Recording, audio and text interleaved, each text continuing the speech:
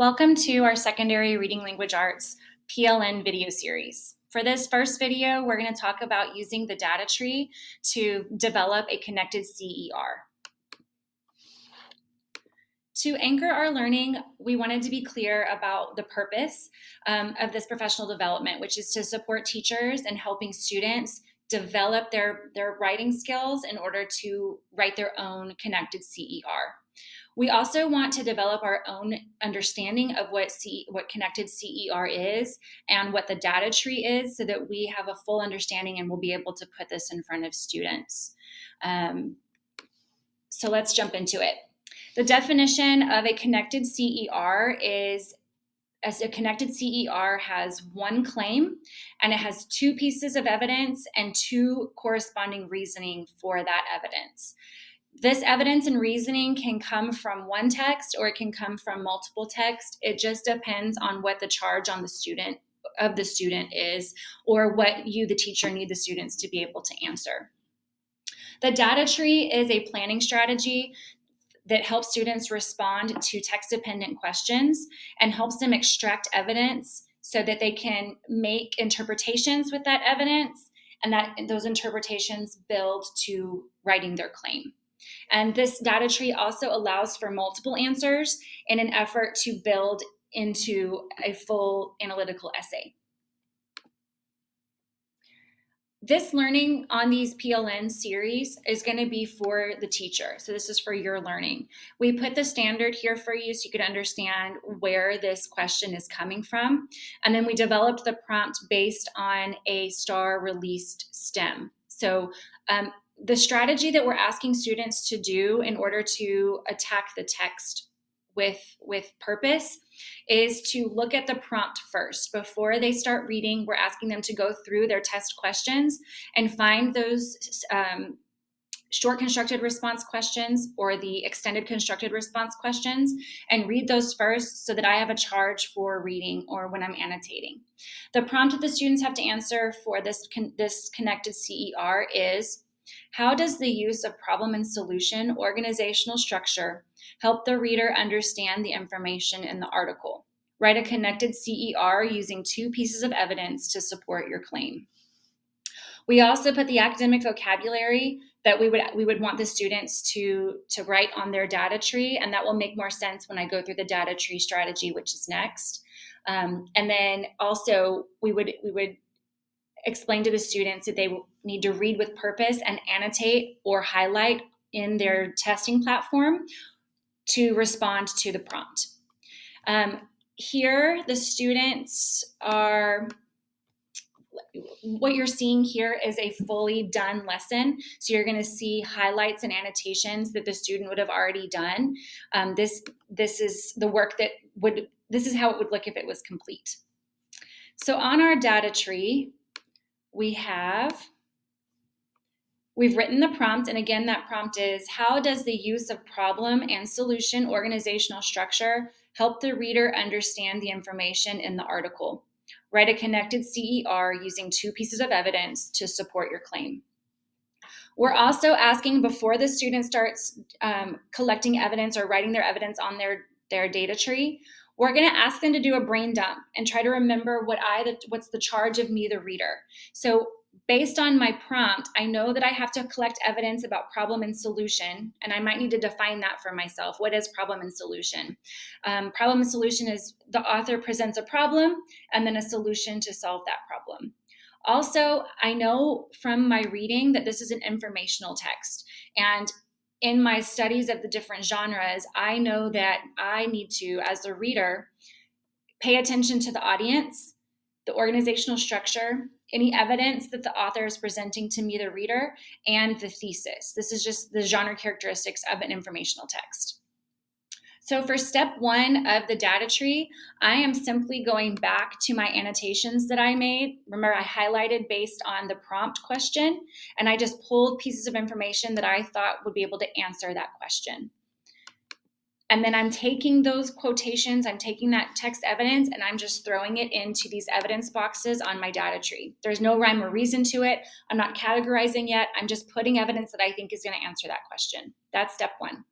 Step 2, I am now going to start reading those pieces of text evidence, and I'm going to start categorizing or seeing what connections these pieces of text evidence have. If we go back to the prompt, we know that we have to find text evidence for problem and solution.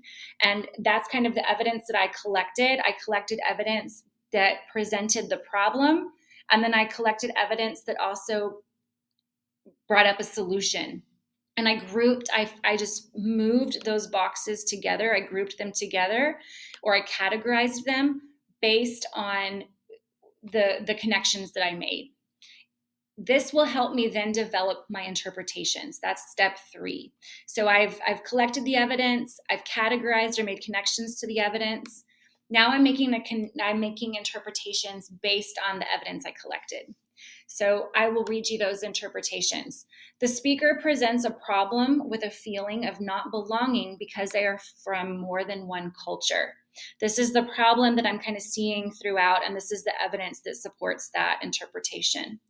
I also have this interpretation. As a solution to their problem, the speaker finds comfort in being multicultural because anywhere they are, they feel it is home. And all of this text evidence that I've grouped down here helps connect all of those pieces and helps me build that interpretation.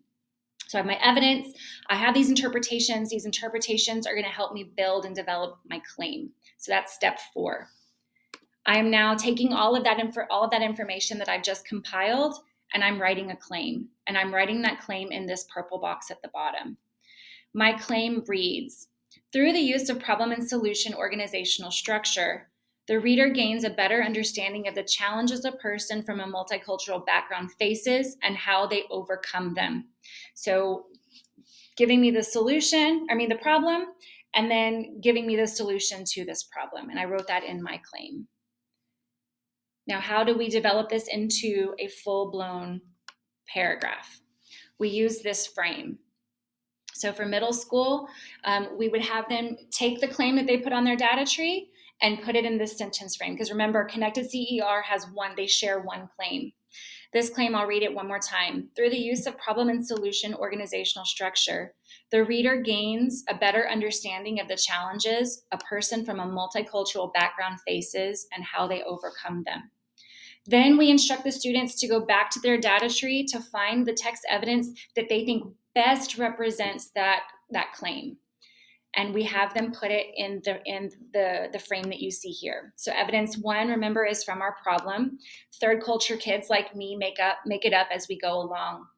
And then I come up with reasoning that supports that evidence.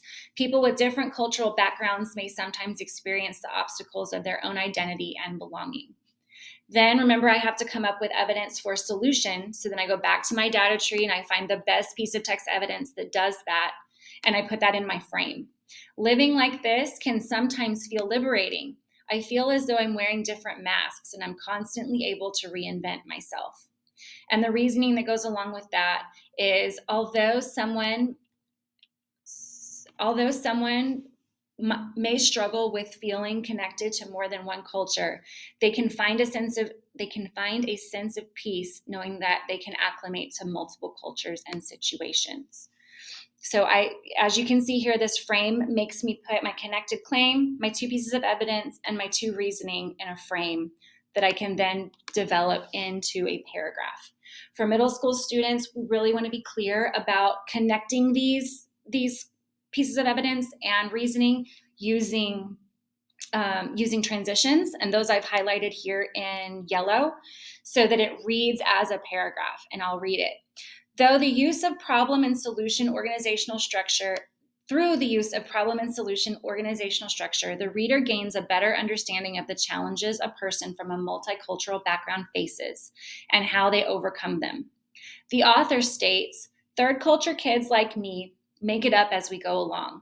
People with different cultural backgrounds may sometimes experience the obstacles of their own identity and belonging. Alternatively, living like this can sometimes feel liberating. I feel as though I'm wearing different masks, and I'm constantly able to reinvent myself. Although someone may struggle with feeling connected to more than one culture, they can find a sense of peace knowing that they can acclimate to multiple cultures and situations. So we now have our fully developed connected CER, and although students won't be asked to write a connected CER on the STAR test, this is our best thinking to building to a full-blown analytical essay, or the ECR. So we would take these connected CERs and develop them into body paragraphs of an analytical essay so that they can develop a full essay. This is just a piece in like building on that essay. So this is the fully cooked version. If you did want to see it more stepped out in a PLC and more guiding questions and the resources and all the things that we went over today, we've built a campus course or Canvas course that will help kind of give you all the resources, give you guiding questions, all of that. That's in Canvas, and it's designed to be used in PLC or in grade level meetings. So join us there to extend your learning, and we're so happy you joined us. Thank you so much. We'll see you guys soon.